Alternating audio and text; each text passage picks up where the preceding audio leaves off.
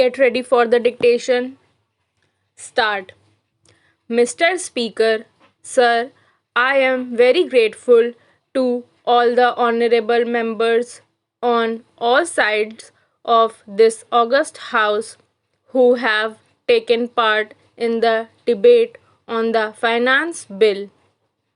The Finance Bill forms part of the overall budget, even though it deals only with the tax elements of the budget.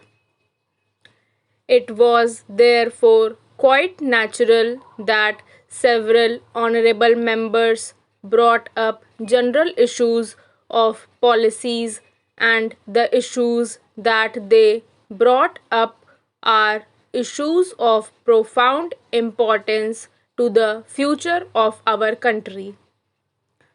For example, reference was made to the primacy of agriculture.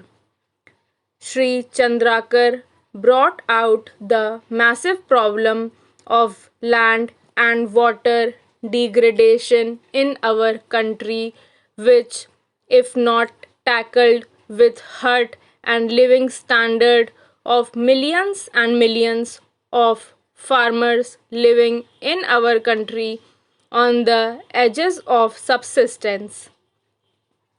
Sri George Fernandes brought out the issue of regional imbalances, and these regional imbalances should be a source of concern to all segments of this House. Reference was made to the growing problem of unemployment. This again is an issue which ought to be the concern of all segments of this House. So, all these problems have been mentioned. The same way Sri George Fernandes specifically referred to the inadequacy of the infrastructure of power in Bihar, how it is contributing to the continued backwardness of potentially very rich state of the Union.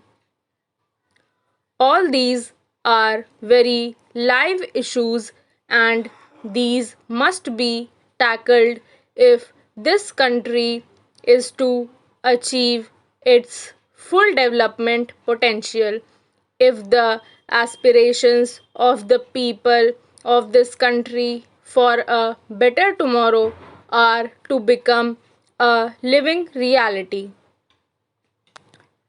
But how is it to come about? I submit to this august House that these aspirations cannot be given a living reality if the fiscal mess in which we have got into is not set right. India today has unsustainable fiscal deficit, and this is a point on which all shades of public opinion, all shades of economists are agreed. You can go on quarreling as to how this fiscal deficit came about, how it gave rise to unsustainable foreign exchange deficit. But the real issue before us today is what steps are we going to take that this crisis is contained and that this crisis is in fact used as an opportunity to set in motion those forces of reforms which alone can see that this country's great development potential is made a reality. I submit to you that by presenting the budget in this House 6 or 8 weeks ago, I do not claim that I have performed wonders. But if you look at the situation that this government inherited, it was a situation of almost certain default on international obligations. If we had not acted the way we acted, you have my assurance India would have by now been declared a defaulter. What are the consequences of default? To know the consequences of default, we have to look around. What was happened in Latin America? What has happened in Africa? Once the country defaults on its international obligations, nobody would touch it. They have to import on a cash and carry basis. Nobody gives credit. Even after that, I think sooner or later these countries end up with a hat in hand before their international creditors in the IMF or Paris Club or London Club. We have prevented that situation. It has been the sincere effort of our government that somehow we must keep the honor of this country intact and also our unblemished record of holding of our commitments intact. I think that unblemished record must be maintained.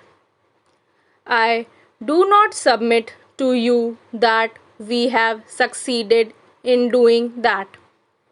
But I am not promising you that if this country goes on spending the way it has been spending, and if everybody says that subsidies should be increased, and if everybody says that the tax rates must be reduced, and if the productivity of investment in this country remains as low as it is today, I do not promise you that there is divine law which would ensure that India would not face default if we continue to do all these things. Therefore, after that, all that I can say is that I have brought some time. This is the time we must use for retrospection to set in motion those reform processes which would convert this crisis into opportunity. If we do not do that, I can assure you, you will face unemployment and inflation of the type that you have never seen before in this country.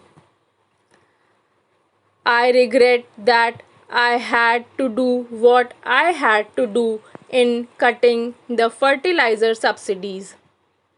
I wish it had been done over a period of time and gradually. Yesterday, an honorable member quoted a report of a very famous agriculture secretary and a gentleman from Karnataka, and for whom I have great respect, who had in that report clearly recommended that the fertilizer prices have to be raised, and they ought to be raised gradually over a period of time. Full stop.